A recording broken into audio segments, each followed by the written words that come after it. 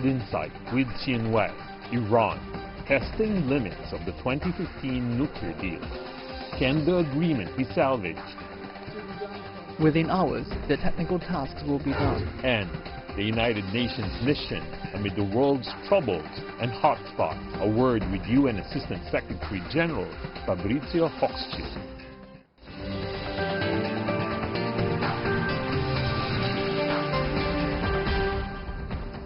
Hello and welcome to World Insight with me, Tian Wei. The program is coming to you live on CGTN. We begin today's show in Iran, whose leaders say limits exceeded in the 2015 nuclear deal are reversible. That's only if other parties, especially Britain, France, and Germany, step in. Meanwhile, the United States is sticking to its policy of so-called maximum pressure, threatening more sanctions toward Iran. So can the deal be saved? Before we get down to a discussion, take a look at the latest. Another step beyond limits of the 2015 nuclear deal. Within hours, the technical tasks will be done and enrichment about 3.67% will begin. Iran announced its decision on Sunday without specifying when or by how much it intends to increase its uranium enrichment. A day earlier, an Iranian official told Reuters the figure would likely be 5%, the fuel level the Bushehr nuclear power plant requires. The move is widely seen as a way to exert pressure on other signatories of the nuclear deal. Iran says the last chance for saving the deal will pass after a 60-day deadline. Iranian Deputy Foreign Minister Abbas Araghchi said Iran still wanted to save the deal, but blamed European countries for failing to live up to their commitments.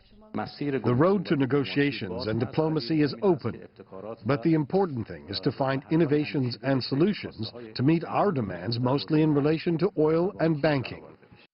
Tehran said the United States will be welcome to any talks, but only if it removes sanctions on Iran.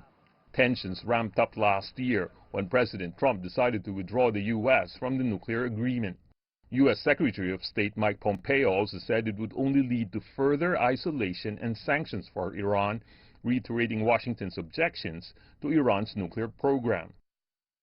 China, as one of the 6 parties involved in the 2015 nuclear deal, has called on the international community to remain committed to the agreement. It also said on Monday that Washington's policy of maximum pressure on Iran was the root cause of the current crisis. The U.S. not only pulled out of the nuclear deal, but also exercised unilateral sanctions and long-arm jurisdiction over Iran, creating increasing obstacles to carry out the deal. And the facts have proven that bullying has become a worsening tumor, fueling crises and problems worldwide. While Iran threatened to drop more of its commitments, European powers said they had been conferring with each other to discuss next steps. Well, we continue to think, alongside the French and the Germans, that the most important priority is for Iran to remain nuclear-free. We think it would be far more dangerous for the Middle East if Iran acquired nuclear weapons. We'd still like to find a way to make this deal work. While caught between Tehran and Washington, it remains to be seen how much Europeans can do in practical terms to keep the nuclear deal alive.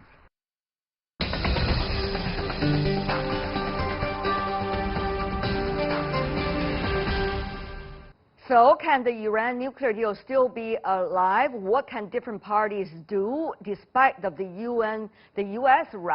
maximum pressure action? Let's turn to our panelists. In Tehran, we invited Gambar Nadari, who is a political analyst and columnist with Kayhan International newspaper. Welcome to our program. In Fort Lauderdale in the U.S., Ivan Elan, the senior fellow and director of the Center on Peace and Liberty at the Independent Institute. Joining us in London in the UK, Sahil Shah, a policy fellow at the European Leadership Network. Mr. Shah led the Iranian program which strived to protect the Joint Comprehensive Plan of Action. Last but not least, in Beijing, Li Guofu, the director of the Center for Middle East Studies in China Institute of International Studies. Gentlemen, welcome to our program. To begin with you, Mr. Shah, how far away from the deal dead? Or how much do we have to make in terms of effort to make it alive? I think that what we can see that's occurred in the past few days as sign of both a crisis but also a moment of opportunity. I think that because we now have a new deadline again, and that is for negotiations to start, that is an excellent development. However, what we have to ensure is that the remaining JCPOA participants stay very much involved in how that diplomacy is formed, because if it's left to just the Trump administration, that framework for negotiation will not be seen as genuine by Iran due to the many unruly demands that Trump and his cronies have made on Tehran through this maximum pressure campaign that has actually only resulted in more problems. All right, so let's go to Iran. What kind of conditions can Iran accept in terms of a new round of discussion or continuity of discussion about the deal? Mr. Nadare, your thoughts very briefly from you, from the Iranian side. What's the bottom line? Tian Wei, let's get one thing straight. It is because of China and Russia that the nuclear deal is still alive and kicking. No doubt about it. We thank these two great nations for standing firm against the United States and its unreasonable pressures and sanctions against the Islamic Republic of Iran. Iran's demands are straightforward and simple. We want to sell oil. That's it. We don't want war. We don't want escalation in the Persian Gulf. We don't have nuclear weapons programs. All we need to do is to sell oil and get the money back into our economy. That's the end of the story. Okay, so you are saying that the U.S. Unilateral sanction and the pressure U.S. is putting on the other countries, allies or not included, to ban Iran oil sale is not acceptable to Iran. Is that what you're saying? Definitely, because this is an international agreement. It was ratified by the UN Security Council. It was a promising deal until President Trump was elected, and he simply walked out of the deal because he didn't like it. But it's not up to the US to like it. It is up to the IAEA, the UN Security Council, and the rest of the international civil society that are behind this deal, despite US withdrawal. So it is not a deal between Iran and the United States. It is an international deal. America is only part of this agreement, and it has to return to this deal and commit itself. Now, Mr. Eland, of course I know that you do not necessarily often, during the times I talk to you, agree with the Trump administration's policies. But though you need to share with us your thoughts about this as to what extent is this a declaration of what Trump wants to do for his re-election campaign in terms of getting a better deal with Iran?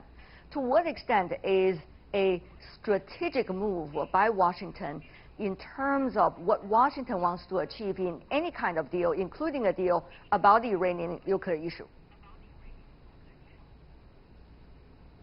Well, I think that what the president would like to do is coerce Iran to the table to get an agreement that includes missiles, Iran's funding of various groups, you know, either restricting that or eliminating it in the region that it funds these groups that the U.S. doesn't like. But the domestic political objective is to pretend to be tough so you can bring the opponent, whether it's China and trade, North Korea and nuclear denuclearization, or Iran in the nuclear and other issues. He wants to threaten them and then bring them to the table and get a better deal. Now, even if that better deal is cosmetic, he looks like a great negotiator and that sort of thing. So, and I also think the other factor on the domestic election is the reason they're going after Iran and not cozying up to North Korea is the fact that Israel is a domestic issue here, probably even less than a security issue. And he wants to ensure support from those who are fans of Israeli policy. And of course, Iran and Israel don't get along. All right. Mr. Li, China is a party of the JCPOA. China and Russia, according to media reports, still continue to import oil. Not Russia, because Russia is still having its own source of oil, but rather do not necessarily agree with the United States on the unilateral maximum pressure action. But what exactly is China's bottom line? Is China wanting to keep the JCPOA? Or is China going with the United States to restart another round of negotiations involving the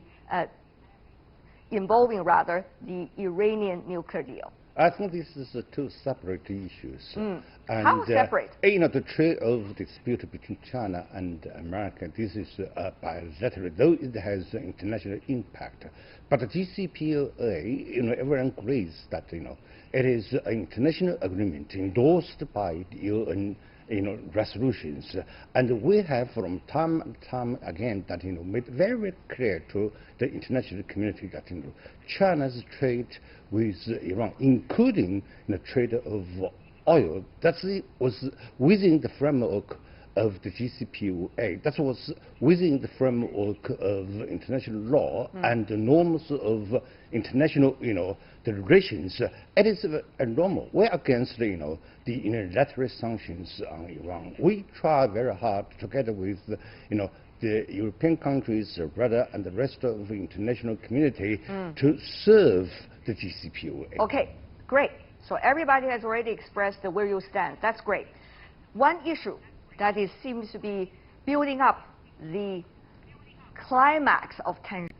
Mr. Nadari, I have to go to you. I know you've been very busy today talking to various media organizations, and it's a late hour for you as well, but I need to ask you this very directly. Is Iran trying to exceed the earlier agreed upon uranium enrichment level to purposefully break the JCPOA deal from the Iranian perspective in order to defy the United States? Is that what Tehran is doing right now? Your thought, Mr. Nadari. I was there when the announcement was made yesterday. Iran is not going to exceed its limits within the framework of the JCPOA. Iran is not going to drop the nuclear deal. Iran is not going to leave the nuclear deal, even if it takes a war between Iran and the United States. That will not happen. The Trump administration is going to take this wish to their graves. Iran is not going to violate the international law, an agreement that has been signed and ratified by the UN Security Council, and Iran is not going to disappoint its allies, China and Russia. I told you, I repeat it again, this is not a unilateral deal between Iran and the United States. It is an international historic agreement, and no power in the world has the capacity and the means to violate it or kill it. So Trump is wasting its time. Okay. The Trump administration is not going to force Iran to get out of the deal. Iran is not going to break the deal by enriching above the 5%. I was there. I didn't attend the press conference for the simple fact that I believed nothing is going to happen. Just give you an idea. This was a symbolic gesture on the part of a desperate government in Iran that wants this deal to work one way or another. Okay. Mr. Shah, since you've been evolving in the work about how to save the deal, so let me ask you also about that. Now, what some international media is reporting about Iran right now is the accusation made by the United States, for example, that Iran is purposefully trying to exceed the level that has been all agreed upon within the JCPOA network about the uranium enrichment level. Is that the reality? What exactly is Iran facing right now? Are those accusations viable? So at present, what Iran is doing is incrementally building up pressure by incrementally leaving parts of the agreement. And when we have this conversation, we always have to remember that this has been in response to the U.S. violating the agreement over a year ago at this point by reimposing secondary sanctions. And when you look at it holistically, we definitely can actually say that no party is abiding by the agreement, because it does take, as the previous speaker said, everybody, the entire international community, not just the participants, to uphold the agreement. And the reason why that is the case is because the economic benefits that Iran was meant to see under the deal, they felt that they weren't even seen under the Obama years.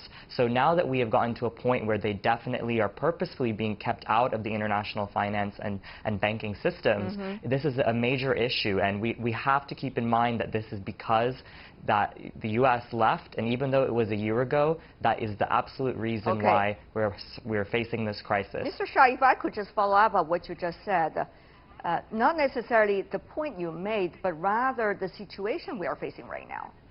That is, United States already violated by so-called withdrawing from the JCPOA deal.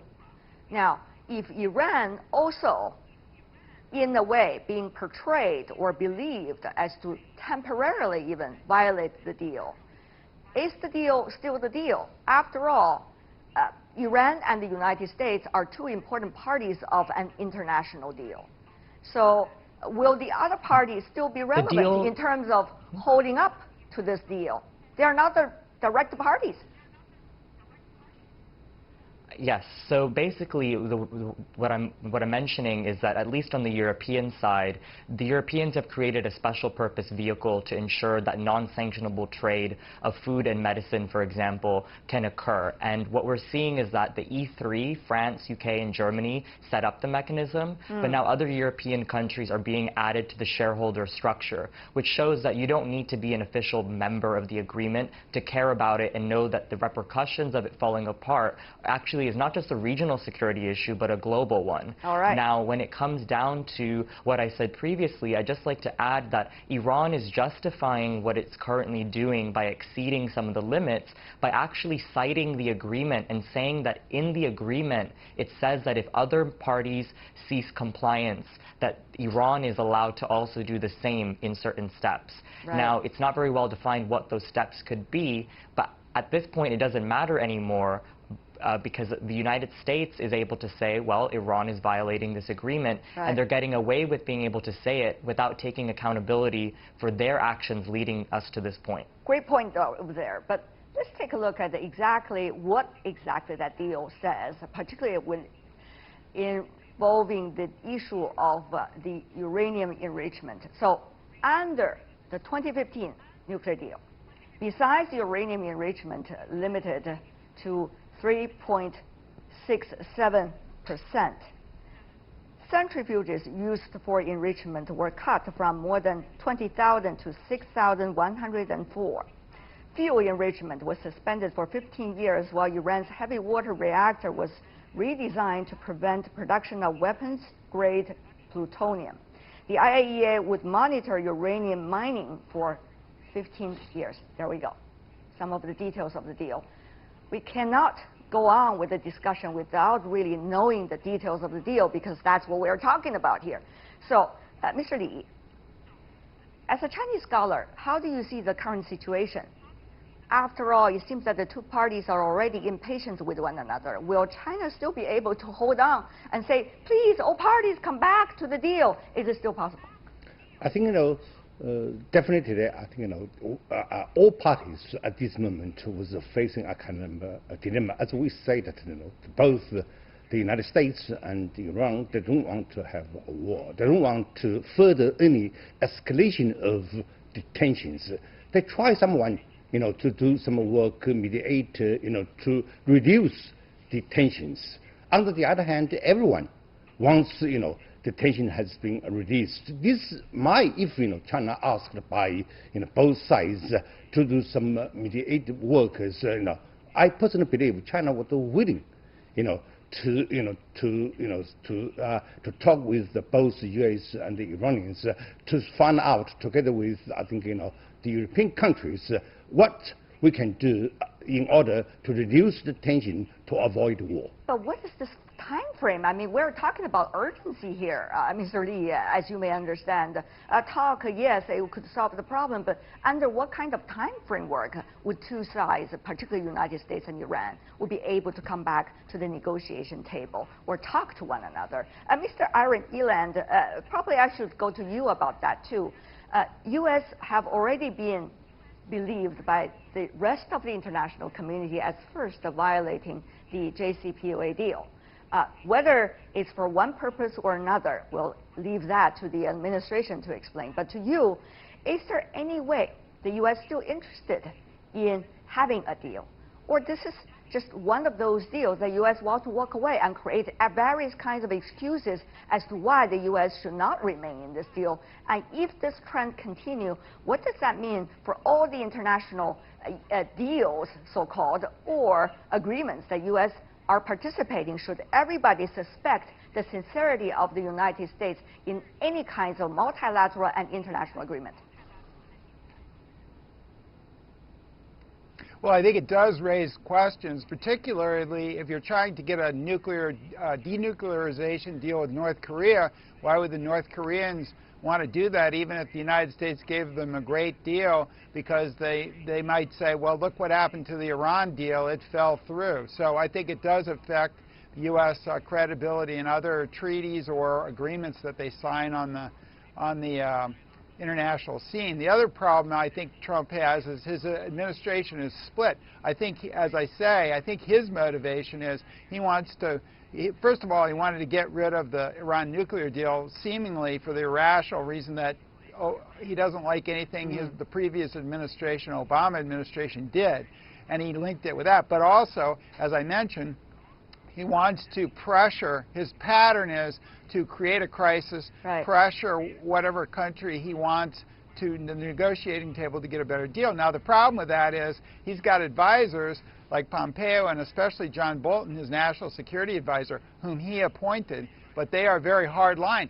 So that may not be their strategy. They may want war with Iran. And I think John Bolton, you know, he was a major architect of the Iraq war during the first or the second Bush administration. So, you know, and this is very dangerous, I think, because the president's instinct is to avoid war with Iran, but yet he still wants to use the leverage in negotiations. Okay, here's the dilemma. Mr. Shah, shall I go to you about that? That is, all right, you heard everybody, right? What everybody could do. And now we have a dim hope and a lot of work to be done in order to save the deal. Where should we begin with? We have the United States certainly being the stubborn party for whatever reason. Iran, of course, as a result of the U.S. stubborn attitude, has to do something. Otherwise, Iran looks so weak in this deal. It is one of the direct party being influenced by this deal. The other parties, China, Russia, say, please stay in the deal. But the European parties are, at this moment, still trying to see which side to stand on, in what degree, and to do what. So, Mr. Shah, what a complicated chess that we're facing right now. Any suggestions as to where to begin with? Absolutely. So in the short term, I think that we definitely can't forget that in recent weeks there have been various incidents of military escalation, which could prove to be quite catastrophic, even if it's by miscommunication or miscalculation. And I think that one of the best things that could be done in the short term by Europeans... Mr. Shah, may I? When you say catastrophic, how would you compare any possible war between the United States and Iran and that Iraq war, which we all remember 15 years ago? Exactly. We should definitely be keeping the Iraq war in mind and the WMD claims that were being made, and how it really showed how we need to have a very high bar for evidence when we accuse countries of conducting certain activities. And, you know, the accusations that have been made against Iran, for example, in regards to the tanker incidents, those still haven't been cleared up. With the drone incident, it's the same. So we need to definitely have a sober assessment of things, but I hope that in the short term that would be the priority. And then on the nuclear side, you know, everybody needs to get very creative quickly to see how we can tackle the many different economic problems that have been created by the U.S. secondary sanctions on Iran's economy. There are different problems and they require different solutions. There's been a lot of criticism of how limited the European approach has been to working on the economy.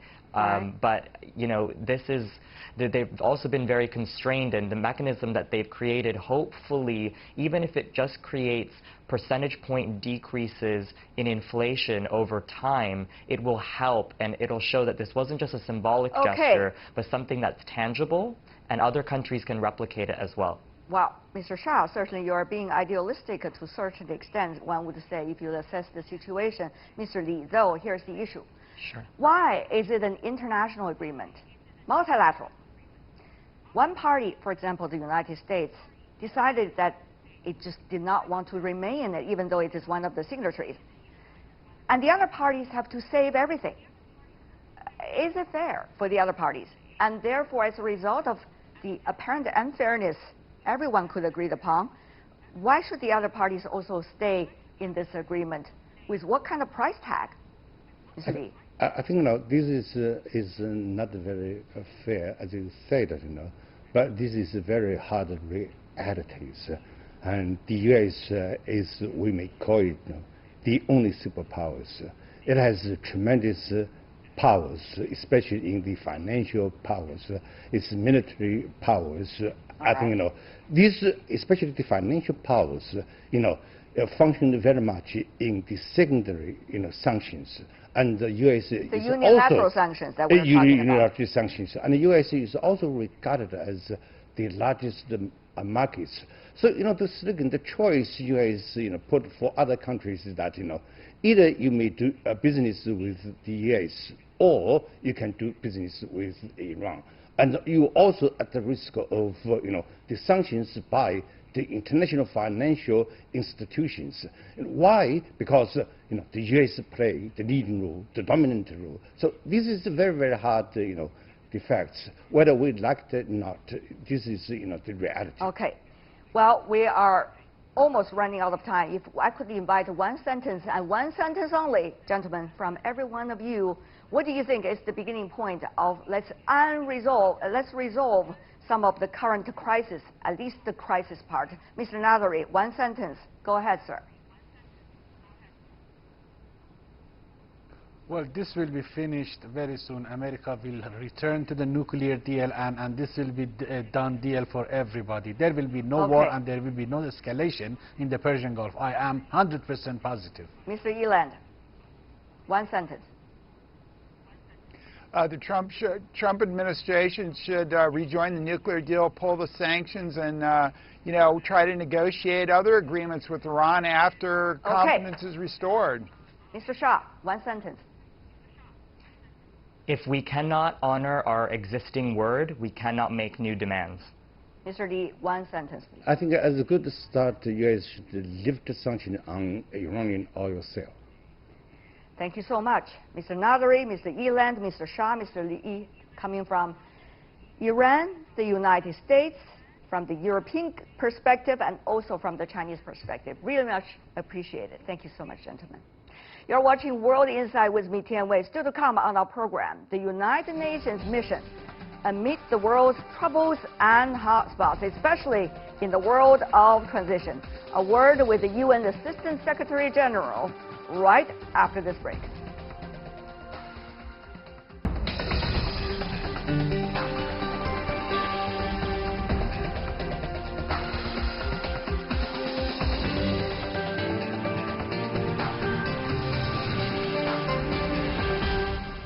Welcome back. You're still watching World Insight. I'm Tian Wei. We earlier discussed the simmering tensions between the United States and Iran. That's just one of those many troubles and hotspots around the world. Most recently, domestic unrest results in casualties in places like Libya and Sudan. Conflicts create not only just the domestic hardship, but also the overwhelming outflow of immigrants who pose the international challenges as well. And the biggest global threat is, of course, the man-made climate change.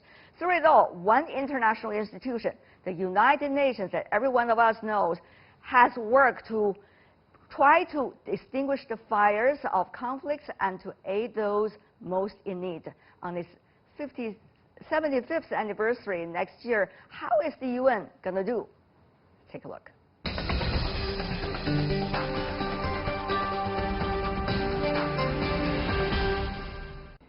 And I'm joined here in the studio by Fabrizio Hochschild, who is the UN Assistant Secretary General. Sir, good to see you in Beijing. It's great to be here. Thank you so much for having me. Thank you for joining us in the Beijing studio. First question for you. You've been talking about the world in transition.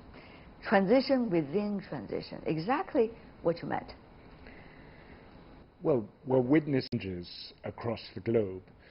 Geopolitics, geopolitical rivalry, after a long time of relative quiet and relative good cooperation between the major powers, rivalry is now back with a vengeance, and that's creating a lot of global uncertainty. On top of that, we have very unsettled regional rivalries. We see this in the Middle East, over Syria, over Yemen, over Libya. We also see it in Latin America, around Venezuela. So at a regional level, we have many, many difficulties. And then at a national level, at least in the West, we see major political transformations. So both at a national, a regional, and at a global level, there's much greater uncertainty and anxiety, I think, than we've seen in many decades. Earlier, the Secretary General of the United Nations talking about international institutions of the 20th century only. However, we are facing the 21st century sets of challenges, including, I guess, with the UN. What does it mean to the UN, given the current circumstances? Well, the United Nations is premised on the idea that nations are ready to come together to work together to solve global problems. Yes. And today we're living a fundamental contradiction where global problems are arguably more acute than ever before. And I'm thinking of climate change, I'm thinking of the disruptive effect of new technologies, I'm thinking of demographic changes with aging populations in many regions and youth bulges in the others. I'm thinking of growing problems of inequality within and between countries. And these are all problems that can only be solved through global cooperation. And yet at the same time, many nations are turning their back, or at least not giving the same priority to international cooperation, to global solution solving. So we really have a discrepancy between some of the challenges we're facing and the readiness of countries to work together to address those challenges. And that threatens the sustainability of a peaceful future. And I think that's very worrying. It's also worrying in terms of meeting the Sustainable Development Goals. But the question really is, isn't it, that how would you be able to do it? Because inspiration talks like this that we are having right now certainly would persuade those who already agree with you. And yet those do not agree with you, they always have their own approaches. And it seems that they have a bigger voice, apparently, even in social media. So I really wonder, Mr. Assistant Secretary General, about that reality. Well, I think, the voices that tend to get heard on social media are often the voices that are the most shrill, that are the most sharp, that are the most extreme. But they're not necessarily the voices that are the most representative. And I think we want to, next year we will be celebrating 75 years of the United Nations, 100 years of the first ever global experiment in international cooperation, and we want to go out and listen to the world and listen to what people really think. Because the surveys show, the polls show, that there is unprecedented concern around issues like climate change and unprecedented support for global cooperation to manage those concerns. So I think this idea that there's some sort of dichotomy, some sort of opposition between patriotism or nationalism and global cooperation, it's a false contradiction, it's a false dichotomy. In order for governments to serve their peoples, they need to work together across boundaries, because the problems they're up against cross boundaries. So putting up walls, ignoring what's happening elsewhere, getting into battles with others is not going to help in terms of solving problems, many of the problems their own populations face. A whole different generations being brought up with the belief that there is globalization and it's just around us and we need to work for the better form of it. There is the already happening global supply chain, which many interest parties have a big share of it. And there is also the belief that we should have dialogue, discussion, and conversation rather than conflict. However, when you see the realities now, this is not taken. This is not a thing that is naturally existing there. You have to fight for it. So here's the issue. Whether we still need to fight for it. I don't think you can fight against history. Globalization What is the history? Well, the historic trends, technological trends, trade trends have all taken us towards a globalized world. That's a reality. This program you can simultaneously beam to every corner of the earth. That's not going to change. So, but we have to make globalization fair. But I think we have to recognize that the rapid pace of globalization has left many feeling left behind, has left many feeling that somehow their dignity was affected, was impinged. And we need to understand that, and we need to respect that. And we need also to reach out to our critics. We need to reach out to those who have been left behind. For example, climate change has meant that many industries have had to lay off workers. We need to understand and support those people. And we have to have the sort of globalization that also respects the aspirations for national dignity, for individual dignity, for the dignity of communities. That's tremendously important, that globalization doesn't feel like an imposition of a sameness across the world. There are those who suggest geopolitics have been used as excuses for various governments and political figures to not to do the exact change and the exact innovation they have to apply, both in the governance and also in the future of their countries or of their places. Do you agree with that?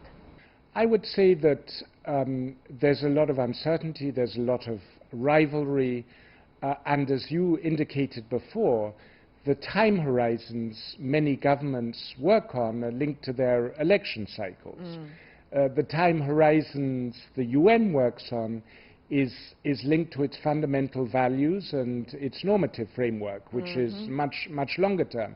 And I think if you ask diplomatic representatives in New York what their main interests are for this or that meeting, you'll get very different answers. If you ask diplomatic representatives in New York what the priorities are for their children and grandchildren, I think you'll hear exactly the same things. So I think we need to get the debate back to the sort of future everybody wants. And by talking about that, I think we'll see that there are tremendous communalities and common inspiration and common value sets across continents, across countries. And that's what we need to find again to deal better with the emerging threats. One would feel inspired by your words, Mr. Assistant Secretary General. However, let me point out other realities. That is, things are coming ever more short-term in terms of how people look at things. You got crisis going on with the European Union. Some suggest that, for example, with Brexit. You also have the geopolitics between China and the United States, which is moving on a daily basis. Meanwhile, you have changes of global supply chains that seem to have very different division of labor among economies these days. Well, at the same time, you have terrorism, even online terrorism, that is going on. So whether it's development, whether it's peace and security, whether it's the governance, global governance issue, these are all facing daily challenges. And therefore, how would you expect people to be able to look forward to the so-called common consensus and the common issue? Is it realistic, Mr. Assistant Secretary General? Well, who is there out there who doesn't care about the future of their children or grandchildren? I think that's real. Everybody there does. So everybody somewhere thinks about the future. Sadly, they don't always bring that thinking into diplomacy or into government affairs as much as one would like. And yes, there are many negative trends that are tremendously worrying, but there are also important steps forward. I mean, despite the geopolitics, the G20 agreed on an important declaration regarding use of the internet and counterterrorism. Despite geopolitics, there was the Christchurch Declaration, which was about hate speech in social media, which was very important. The Secretary General just articulated an important policy on hate speech, which got broad support from member states. Despite the trends, the vast majority of nations at the end of last year agreed on an international compact on migration, which is a very controversial subject, which nobody ever believed you could get agreement around. So the trends are contradictory, and there's no lack of negative developments, but that shouldn't make us lose sight of the positive forces out there. And I think among youth is ever more conscious of social responsibility, ever more conscious of our responsibility towards the planet, and ever more conscious of their place not just as citizens of this or that country, but of global citizens.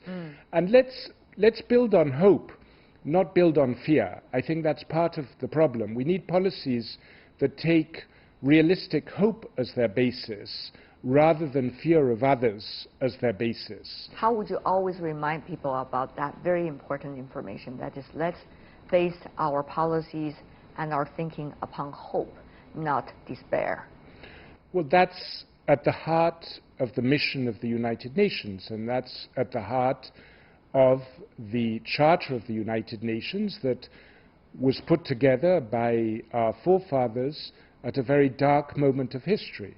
Sadly, it often takes a crisis to remind us of that.